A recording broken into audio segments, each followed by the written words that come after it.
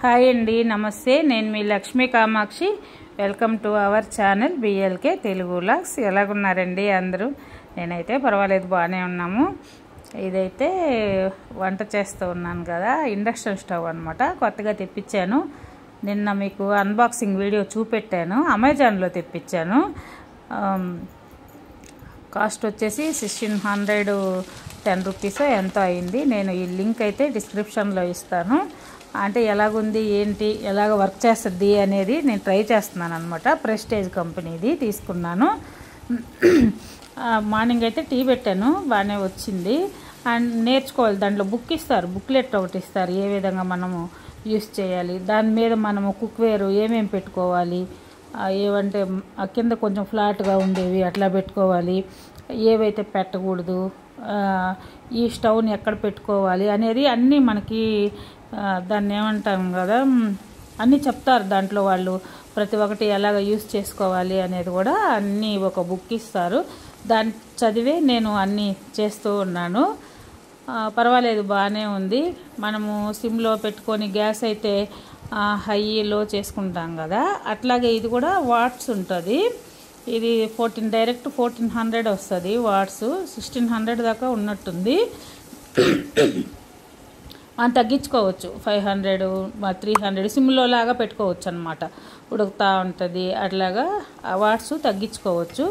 High కావాలంటే కొంచెం హైలో పెట్టుకోవచ్చు. ఇది సరిపోద్ది. 1000లో అయితే మీడియం లాగా వస్తుంది నాకైతే అనిపించింది. మనం గ్యాస్ మీద కూడా హై ఫ్లేమ్లో కాకుండా మీడియం ఫ్లేమ్లో పెడతాం కదా, అట్లాగా అనిపించింది. 1000 వాట్స్లో పెడితే మీడియం ఫ్లేమ్లో లాగా అనిపించింది.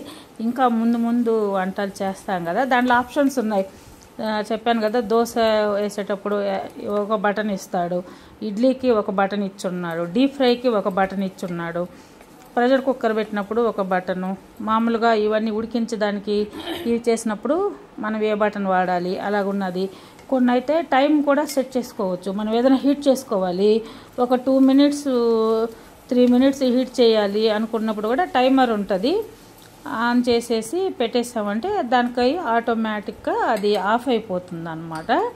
అట్లాగా అన్నీ ఉన్నాయి. ట్రై చేద్దాము ఒక్కొక్కటి అని చెప్పి నేర్చుకుంటున్నాను ఫస్ట్. ఎందుకంటే కొంచెం బయట వెళ్ళే పనులు ఉన్నాయి, నెక్స్ట్ వీడియోలో నేను చూపెడతాను. అప్పుడు ఇది యూజ్ అవ్వద్దని తెప్పించాను అనమాట. ప్రస్తుతానికి అప్పట్లోపల దీన్ని ఈజీగా ఆపరేట్ చేసుకునేటట్టు చూసుకోవాలి అనేసి చేస్తూ ఉన్నానండి. ఇదైతే ఎగ్ ఫ్రైడ్ రైస్ చేశాను ఈరోజు.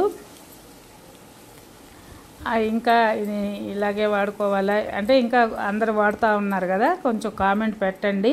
స్టవ్ అయితే కంఫర్ట్గా బాగానే ఉంది, మన పాత్రలకి గ్యాస్ స్టవ్ మీద పెట్టినట్టే ఉంది. కాకపోతే నాకు టెన్షన్ ఏంటంటే, స్టీల్ కదా, మనం హ్యాండ్తో కానీ అట్లాగా పట్టుకుంటే కాలిపోద్ది, షాక్ కొట్టద్దని భయం వేస్తూ ఉందన్నమాట. అట్లాగే షాక్ కొట్టడం లేదు, మామూలుగా క్లాత్ పట్టుకోవచ్చు. నేను అట్లాగే పట్టుకొని చేశాను. కాకపోతే ఇప్పుడు ఒక చేత్తో ఫోన్ పట్టుకొని ఇంకో చేత్తో చేస్తున్నాను కాబట్టి కొంచెం అలాగ అనిపించింది. కానీ మామూలుగా ఈ కాడల్ని మనం క్లాత్ పట్టుకొని ఇవన్నీ కలిపెట్టుకోవచ్చు, ఏం షాక్ అవి కొట్టదు. ఫస్ట్ మెయిన్ నాకు అదే భయం వేసింది, ఎక్కడ షాక్ కొట్టద్దు అని. ఇదండి సిమ్లో పెట్టాను చూడండి. 500 ఇంకా 300లో కూడా పెట్టుకోవచ్చు, లైట్గా వేడవుతుంది. ఇదండి వీడియో. థ్యాంక్ యూ అండి, బాయ్.